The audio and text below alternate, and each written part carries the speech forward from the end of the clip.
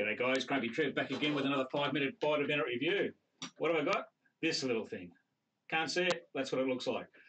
This is the SQ13 1080p camera, 25 bucks. So what we're going to do, we'll whack it on the bench, have a quick look. We'll take it out for a spin and see how good it is. Is it worth the bucks? It's no GoPro, but you might be surprised. Well, this is what you get in the box. Most of it's crap, except for the camera. You get this waterproof housing. That's probably splash proof. I've tried it, it's not waterproof. That's a little magnetic holder. Yeah, okay, probably good to set it still on the bench or something. This bracket's shit. Good USB cable and instructions, which are okay. Okay, it's all about this little thing. There's a GoPro session. There's your size comparison. Quite a big difference in size and big difference in weight. This thing's only 26 grams. It's the size of it's 29 by 28 by 28. Very tiny. Ideal for a 3-inch quad. There's my XJB, which I've actually printed out a TPU holder for this thing. Whack it in, turn it on, and we'll get flying.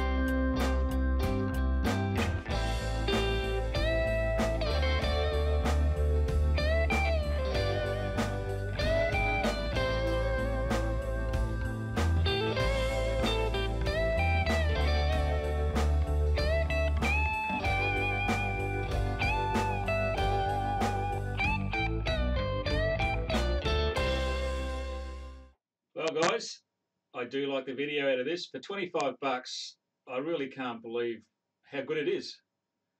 So if you want to stick something on your 3-inch, this is ideal. But if you already want to record the sound as well, forget it, because the sound on this thing is crap and it's about 3 seconds behind the video. That's the only fault I can find with this. The video quality is excellent. So for the money, okay, it's not a GoPro, but it's bloody good for the price. You can't stick a GoPro on a 3-inch anyway, so well, you can, but it'll fly like a dog. Anyway, I'm going to give one of these away, so leave a comment below, and you could be lucky enough to win one. If you want one, I'll leave a link below also, and if you like the video, give us a thumbs up. If you don't like it, well, you know, I don't really care. So catch you next time.